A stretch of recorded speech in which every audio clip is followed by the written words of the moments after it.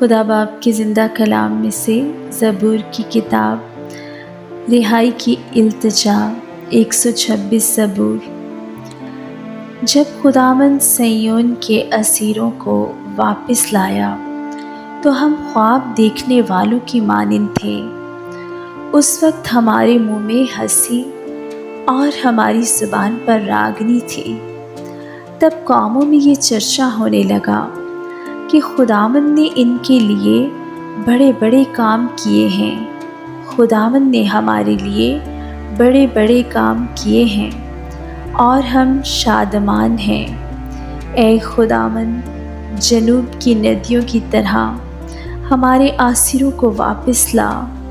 جو آنسوں کے ساتھ بوتے ہیں وہ خوشی کے ساتھ کاٹیں گے۔ جو رتا ہوا بیج بونے جاتا ہے وہ اپنے پولے لیے ہوئے شادمان لوٹے گا۔ آمین۔